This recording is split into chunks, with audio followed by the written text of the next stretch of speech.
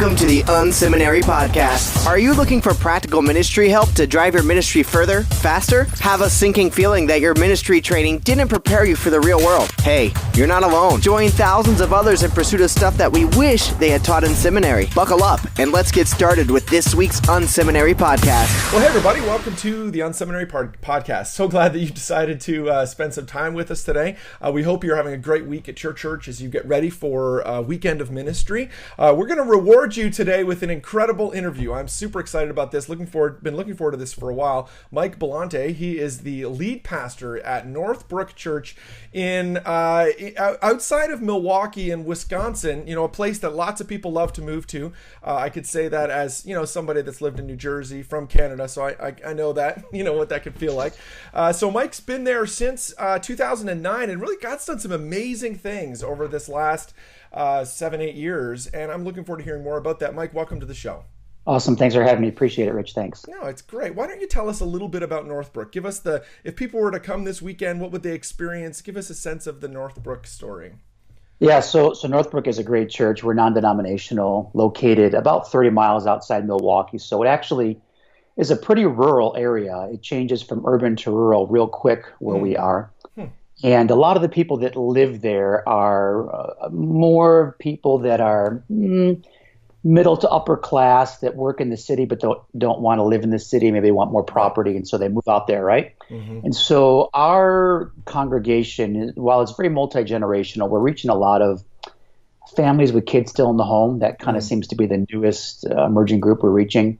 I've been there 8 years, and when I came, it was a church that was a little stuck. And so Northbrook was a little bit of a turnaround story. They had an incredible history. They were planted by a church called Elmbrook, if you're familiar with the Stuart Briscoe legacy. They started Northbrook, and it had an incredible history, grew really fast. And so over the course of about 30 years, went from 12 people to over 1,000. It's just a great success story. And then sometimes the wheels start to come off the bus a little bit. The pastor left to do something else. Some inner turmoil, and Northbrook started to decline. And by the time I got there, they'd been without a pastor for over a year. Over 600 people had left. Finances were in trouble. Morale on staff was really low. And so I knew it was a turnaround project. And when they first invited me to come, I said, no way. I've done that once before, and I'm like, I'm not doing that again. Because you have the gift of discernment, and you could see where this was going. And I was living in Colorado Springs, Colorado. So it must have been a call of God. From Colorado Springs to Milwaukee. That's great. That's amazing. But my wife and I went to visit and just felt really deeply that we were supposed to come here. Wow, really? We did. And so it's just been a great story of change, of transition, of healing. And we're just really excited to be there. And we love it. We love it here. That's really cool. So give us a sense. I realize it's not all about numbers. It's not all about, Sunday morning attendance, but that is one indicator of kind of what's happened, from their kind of low water mark, and then what's happened over these years, over the last, say, 7-8 years. Yeah. So when I came, Northbrook was around 900 to 1,000 on a good weekend. Yep. And now we're probably just over 2,000. That's amazing. So I think we in the last 7 years have doubled, essentially. That's amazing. That's incredible. That's amazing. Yeah. Praise Shocking God. to all of us, actually. Yeah, that's amazing. Well, when you would describe, I'd love to pick that apart a little bit, talk about, what it was that you've really seen, what are some of those things that you've really had to kind of break down or, pull apart to really help see that turnaround take place? What was maybe not working that now, you've had to work harder on? Yeah, so, Northbrook was very siloed, every man for himself, every man and woman for himself. And that was evident both on the staff, which then translated into the congregation. Right. And, I walked into Northbrook and I had no idea what the church was about, what it valued. It basically valued survival is what I read. And that's a hard thing to walk into because I am not a type A, D kind of leader. I don't score dominant on any of those personality profiles.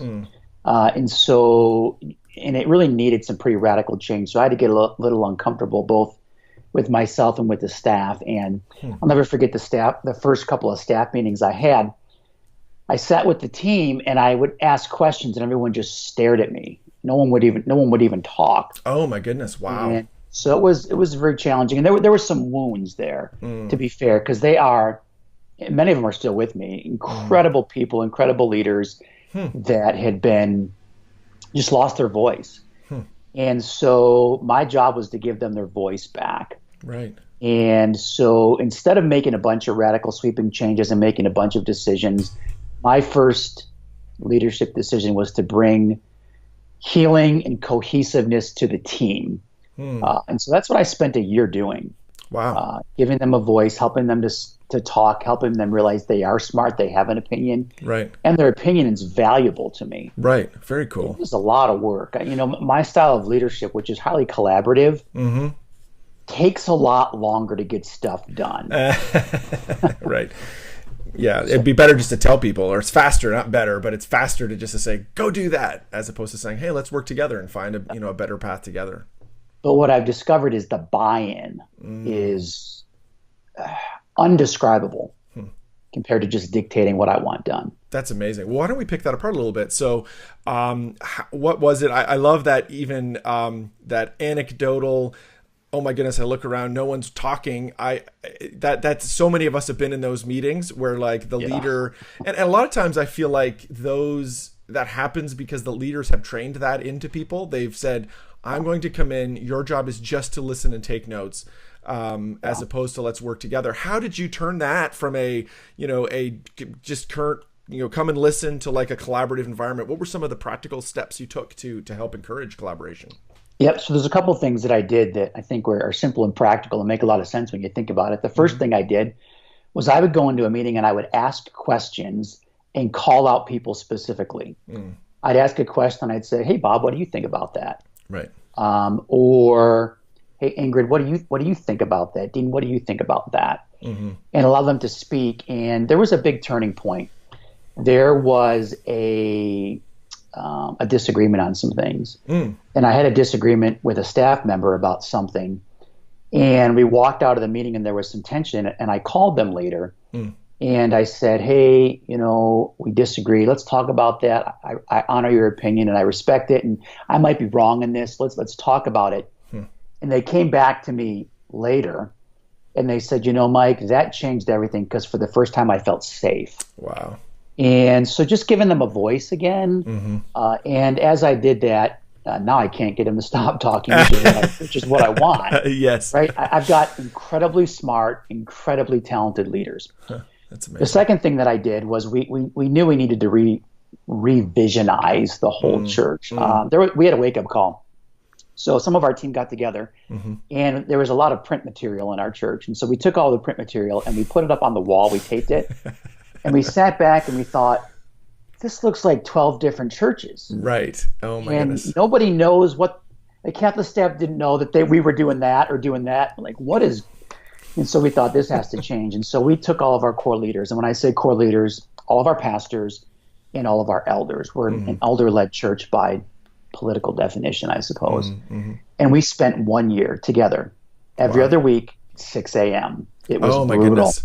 Brutal. Goodness.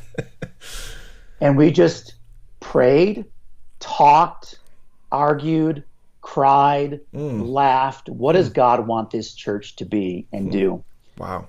We spent the whole year doing that, and it was incredible. The results that came out of that were really a catalyst for change. And so out of that came our strategy and our vision. Out of that came a new building. So it was pretty incredible. But man, it was long and tough and hard, and I would do it over again in a second because of what we've seen. Wow. So what were some of those, the kind of fallout from that? I love that picture of, getting together at 6 a.m. What were some of the kind of practical steps you had to take to actually start to restructure and like, okay, because of this, because we've got clarity on these things, here's a few things we had to make changes to. Yeah. So, prior to that, there was about 6 months with the staff that we did the same thing. And we then invited everybody just because it needed to happen. We realized we were too complicated and needed a simple strategy. So we talked about what we were going to do, but also what we were going to stop doing. And that got weird for a while because nobody likes to stop getting rid of stuff. No, Right. Nobody likes to start getting rid of things. Yes. And we started doing that, and man, it was hard. And then we started doing things that people started saying that would never work here, me included. There was something I said that would never work, and those have ended up being the most effective things because we all had a voice in it. Wow. So that was the hardest part, getting rid of people's maybe pet passions that were not consistent with what we were trying to do. So that was difficult, but in the end, because we all had a voice, Yep. we all left unified. There was actually no major staff fallout because of that process. That's amazing. Yeah, I want to come back to that for a second, but I just want to encourage people to check out your website, northbrookchurch.org. One of the things that struck me when I first went to it, right on the front page, you really talk about your 3 simple paths to connect you with God and others, and it is super straightforward. And churches that are this is a common trait of churches that are growing and making an impact. They put the cookies on the bottom shelf. Let's make it really simple, really straightforward. There's enough complexity in getting people to grow closer to Jesus. Let's not make it complex in the process by which they can get connected to our church and to each other. And I would encourage people to check that out because it's actually was one of the things that struck me when I was researching your church a little bit was how straightforward that is. It's great. It's fantastic. Yeah, it's awesome. You mentioned a couple times around hey, like most of the staff or a lot of the staff stayed through that transition, and you just referenced it there again. Can you talk a little bit about that? My assumption is a lot of times in turnaround situations, that there is a high turnover in leadership. The church may be same in name, but it really is a lot of different people. Talk through what that experience has been like. That sounds like that's a bit of a unique experience to you, that you've ended up really retaining most of those leaders. Yeah, I did. Now, again, some of them had left. Some of the leaders left before I got there. Yes, right. So there was some of that reality, and since some have retired, but I didn't come in. They were all afraid that they were going to lose their jobs. At least some of them were, and they voiced that to me later. But I said, no, let's work through this and let's do this together. And so, matter of fact, some of them are still with me. Some of them have been on staff at Northbrook for almost 20 years. Wow. And they're incredibly effective still.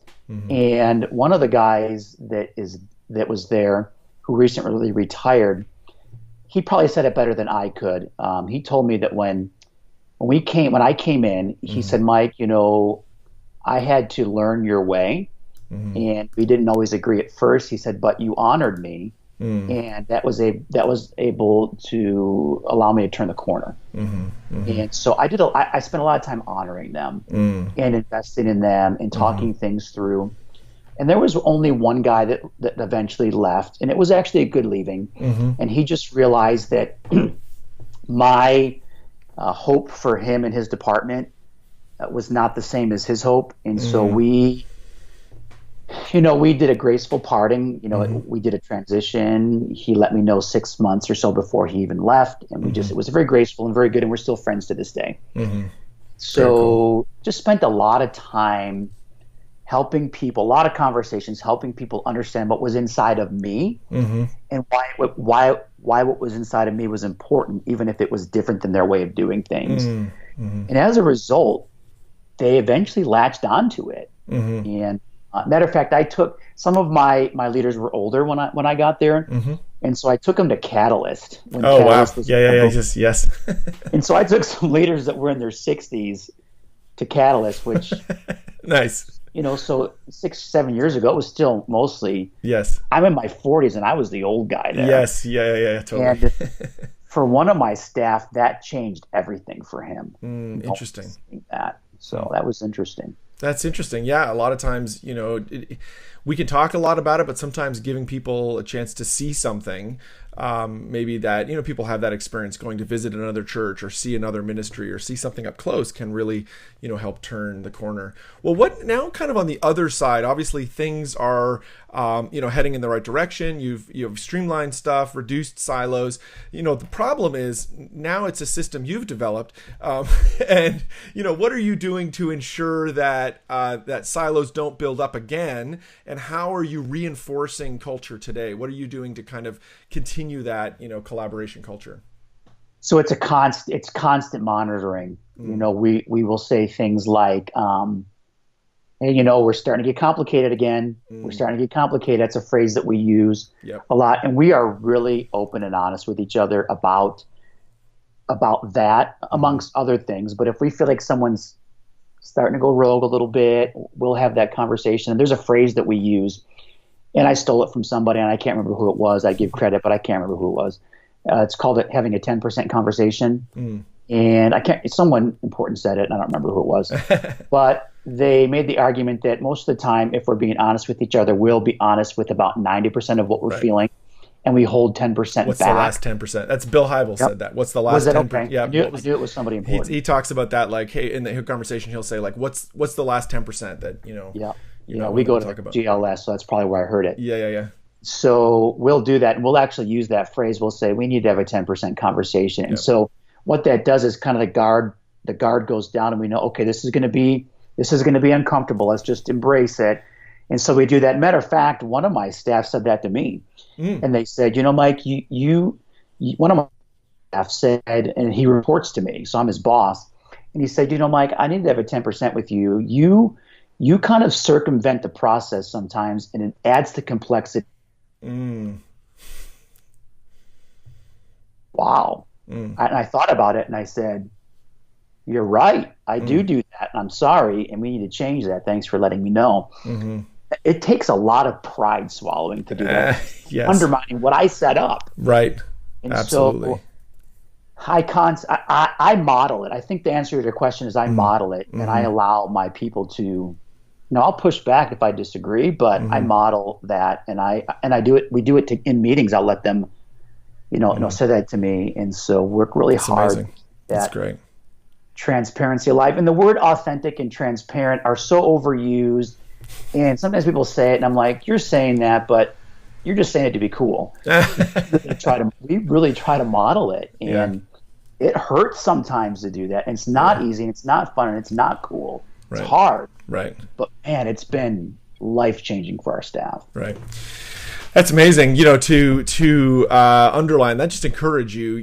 There are a lot of leaders that talk about collaboration, but what that really means is I want you to listen to my ideas, and we're not really receptive of other people. What I hear you saying is, obviously you took the first step. You're trying to draw people in and saying like, hey, I want to hear from you. I want to hear from you. But then on the other end of it, the fact that now your team is willing to say, hey, there's some stuff that you're doing that isn't really building this culture positively, is a little bit of the ultimate pat on the back for you as a leader to say, wow, like this has literally gone the other end of the spectrum from leaders who don't even say anything all the way to like, hey dude, you're messing your own system up.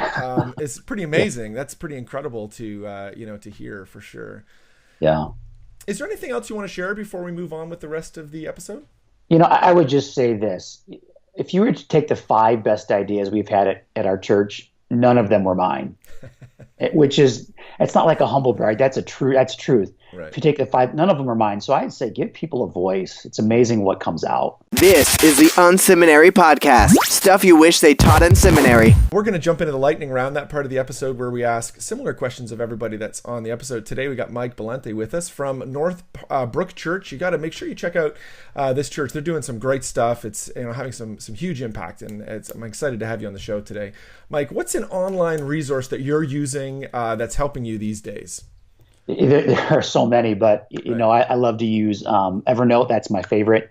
I know it's been around a while, but that still is my favorite. I love Basecamp. It keeps our team together. And then I've been lately using Toggle, which is a time management tool that tracks how you spend your time. Oh, interesting. So we've had our whole staff do it, and it's amazing where our time goes, and it gives a report and helps us see where we're spending all of our time. So I really love that. Does it track Facebook time, though? That's the question.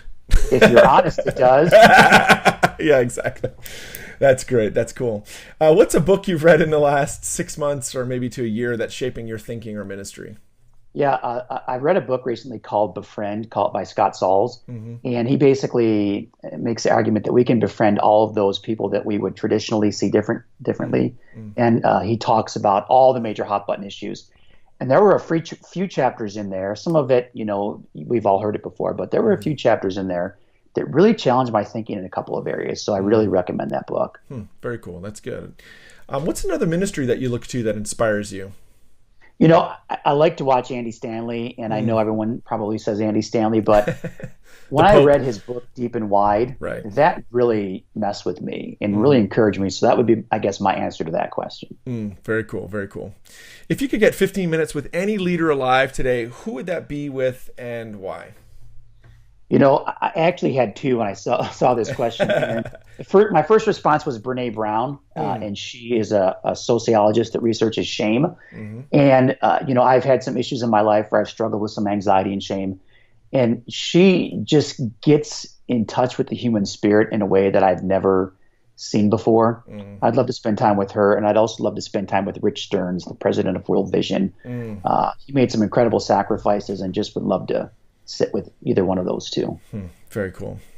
Well, I know being a lead pastor in a church, a growing church like yours, takes a lot out of you, and you just need to kick back some time and have some fun. What do you do for fun, Mike, when you're just trying to relax?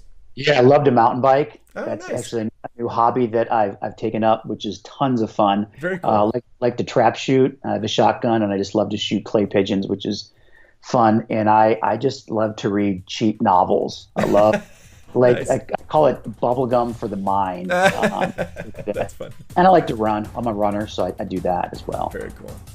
Well, Mike, I appreciate you being on the show today. If people want to get in touch with you or with the church, what would be the best way for them to do that? Yeah, northbrookchurch.org, or you can email me if you want, Mike B at northbrookchurch.org. Thanks so much, Mike. Appreciate you being on the show today. Thank you. Thank you for tuning in to this week's unSeminary podcast. Don't be shy. We'd love to connect. Check out unSeminary Inbox. You can sign up at unSeminary.com, and we'll send you helpful training resources every week. Plus, you'll gain immediate access to our exclusive members area with tons of resources you can use. Connect with Rich on Twitter at Rich Birch or through email, rich@unseminary.com. Don't forget to check out the show notes for this episode at unseminary.com. It includes links to what we talked about today and more. Leave a comment. We'd love to hear from you. Did you enjoy today's episode? Drop by iTunes and leave a review. Thanks again for tuning in to this week's unSeminary podcast. Join us next week when we'll learn more stuff we wish they taught in seminary.